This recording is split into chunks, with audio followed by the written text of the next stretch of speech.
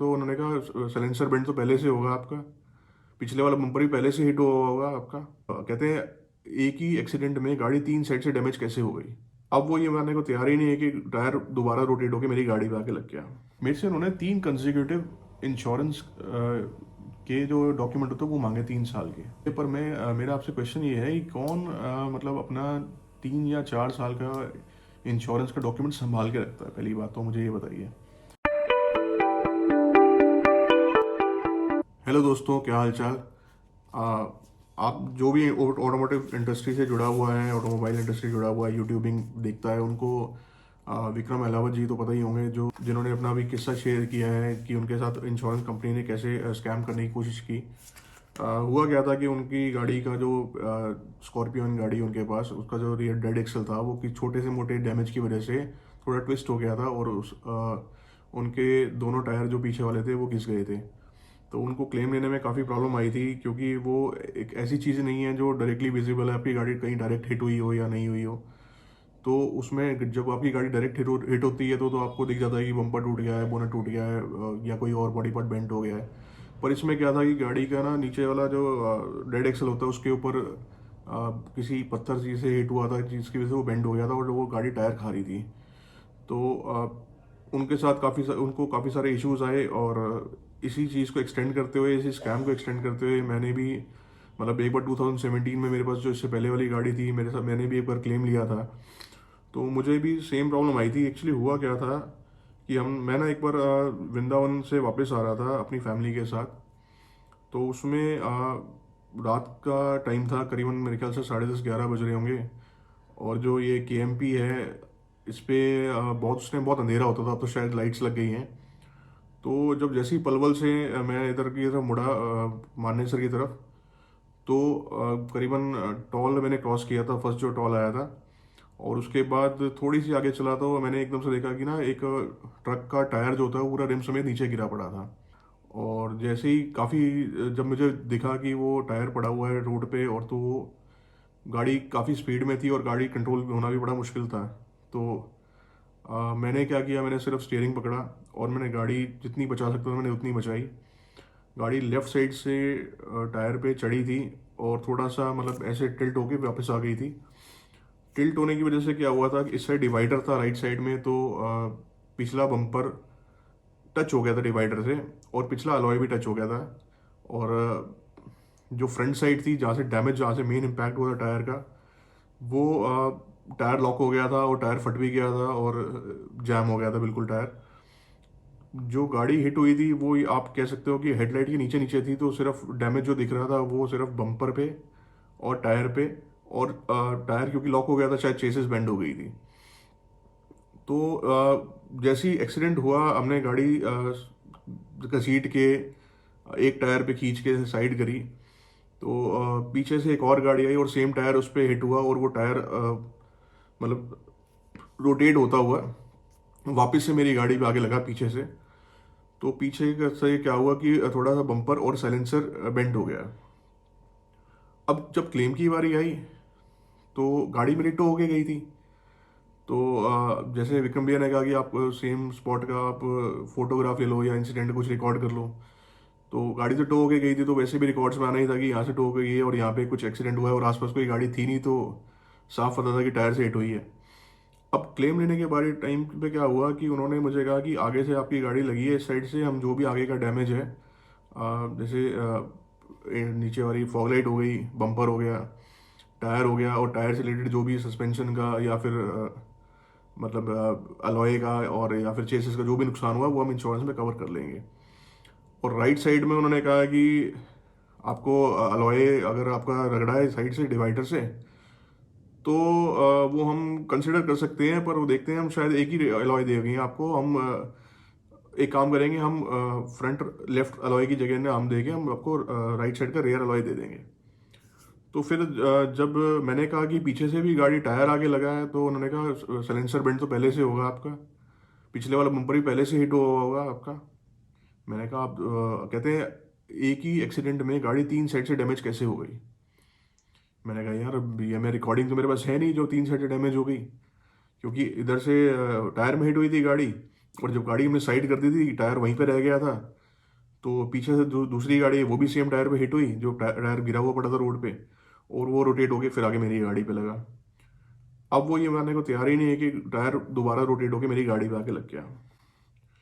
छोटी सी बात थी, देखो छोटी सी तो नहीं थी, क्योंकि साइलेंसर भी इसका 20,000 रुपये के आसपास था, क्योंकि वो बेंड को सीधा करते नहीं है, वो सीधा नया ही डालते हैं। तो पर मेरे को पता था कि ये सीधा हो जाएगा और बम्पर पेंट में करा लूंगा, तो मुझे इतना फ़र्क नहीं पड़ता था। पर हमें, मतलब मुझे एक चीज़ बताइए आप, हम इंश्योरेंस कराते क्यों हैं?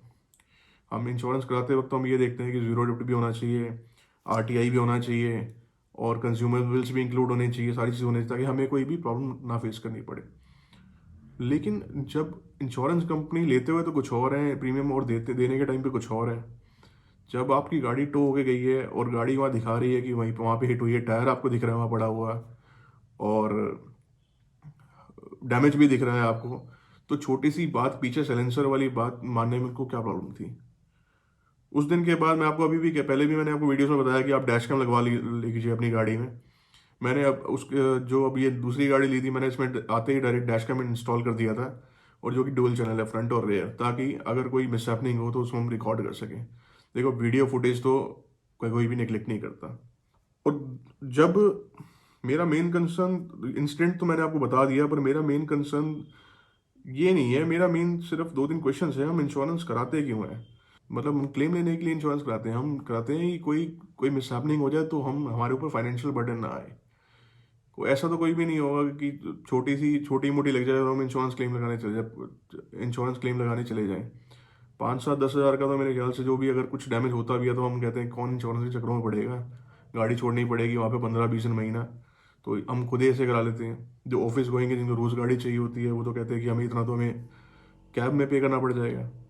तो इंश्योरेंस क्लेम हम तब लेते हैं जब उसका डैमेज 15-20 हज़ार, 25 हज़ार या उससे ज़्यादा हो। जिसकी रोज़ चलती है वो तो 15-20 हज़ार का भी क्लेम में नहीं लेता।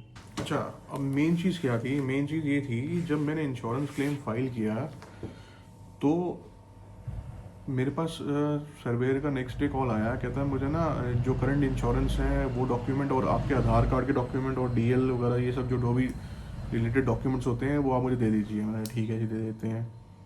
नेक्स्ट डे फ़ोन आता है कि आप ना मुझे इससे प्रीवियस वाला इंश्योरेंस भी दे दीजिए। मैं कहा यार वो किस लिए चाहिए आपको? करंट इंश्योरेंस मैंने करा रखा है, जीरो डेप्ट है, आपने जीरो डेप्ट करके दिया हुआ है।